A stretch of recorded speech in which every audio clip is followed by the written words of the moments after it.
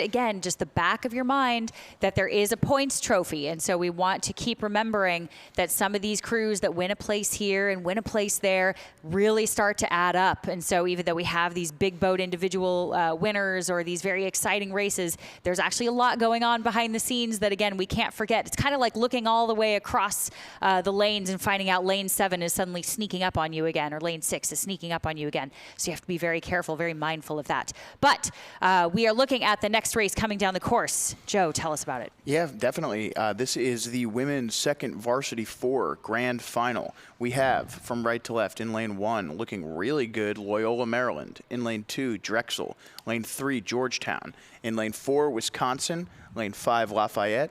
And in lane 6 is another boat from Georgetown. This is the women's second Varsity 4 here.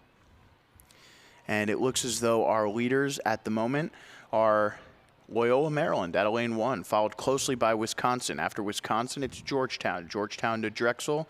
Drexel to Lafayette. Lafayette to the other Georgetown boat.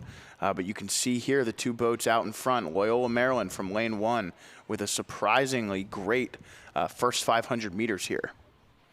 Right, and again, checking out that we have a Georgetown A, again in lane 3. We'll see if lane 3 gives them a little bit of luck. We'll see. And as well, a Georgetown B. So again, that speaks to the depth and the volume of these programs that not only have 2 4s in a second varsity grand final, but definitely a deep team. We have definitely seen multiple Georgetown entries in quite a few of these boat classes and events, which is really great. So again, really speaks to the depth of the Georgetown team. Yeah, keep an eye here on this Georgetown boat. They had the fastest time in qualifying yesterday, and then they had the fastest time in either of the semifinals. Wisconsin also winning their semifinal. Loyola, Maryland finishing pretty far off of Georgetown in their semi, but putting up a really great fight so far today. And you can see now that boat from Georgetown beginning to work their way back on the Wisconsin. And again, these are Wisconsin lightweights going up against open weights from Georgetown here. And Georgetown just starting to reel them back in. You can see they've gone past Drexel and Loyola, Maryland. Drexel now starting to pass Loyola as well. Wisconsin doing everything they can to hang on as Georgetown begins to hunt them down here with 1,000 left to go. I don't know. Is Wisconsin hanging on? I have them clocked at a 35. It looks to me like they are going to do whatever they can to push away. Again, we will see on the outside. Who knows how they're feeling inside the boat. This is just my musing as a coxswain from a drone's view away. So very hard to tell what is actually going on in the boat without actually being there. But clocked pretty high to 35. And looks like we are going down almost in reverse lane order. So that is Wisconsin, followed by Georgetown in lane 3, followed by Drexel, followed by Loyola, Maryland. And a beautiful rainbow of boats, multitude of colors here. Pretty even difference between each of them. This is a very visually pleasing thing that we're seeing here. Very artistic view with the placing of the boats and the vibrancy of all the colors here. Check out Drexel in lane 2 now. They're really making a push. Georgetown there had gotten their bow ball all the way up to that 3-seat. It looked like at one point for Wisconsin. Wisconsin with a response. And now Drexel trying to take advantage of maybe a little bit of a lull in the Georgetown race. Definitely looked like Georgetown had really attacked that first half of the third 500. And now as we approach 500 meters left to go, Georgetown giving up some speed there to both Drexel and Loyola, Maryland. But Georgetown definitely with something left in store. Wisconsin trying to hang on. Drexel now easing back in to their base after definitely taking a slight move there. Approaching 750 or 1250 left to go now.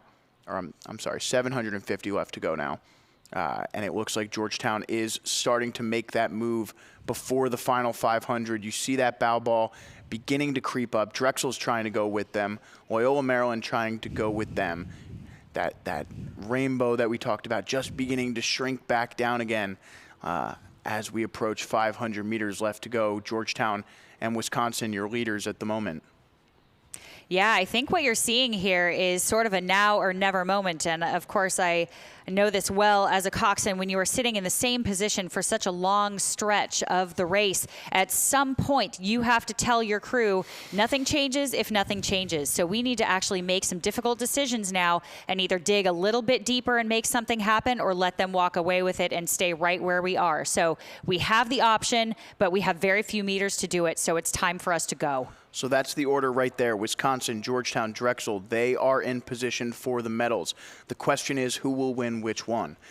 Just under 500 left to go now, approaching that 250-meter mark. Wisconsin hanging on for dear life. Looks like Drexel is now settled firmly into third place, and look at it there. Georgetown, 1 seat down on Wisconsin, clearly with the speed. Here they go. Their stroke rate is higher than Wisconsin's after being lower for much of this race, and they are now even with the Badgers. Can Wisconsin hang on? Drexel now coming up on them as well. Wisconsin going to hold on to silver medal for dear life as Georgetown begins to walk through them here in the women's second varsity 4. Can Wisconsin hang on to the silver medal as Georgetown pushes their way into gold medal position? 250 meters to go now for those 3 boats. Ooh, this is where it pays off to have a little something left in the tank, because you never know when another crew is going to pull something out of their pocket and make a move like what we just saw from Georgetown. Quite a move here. Surprising maybe the Badgers of Wisconsin. We'll see, though, if they can respond. They are lightweights, so they're quick on their feet. But we will see if they have enough time to do it, because now Georgetown is throwing quite a punch here. Yeah, final few strokes here, and as they come to the finish line, it is Georgetown looking really strong here. The Hoyas coming out of Washington, D.C., taking the gold medal here at the Vail Regatta in the women's second varsity 4. Congratulations to Georgetown.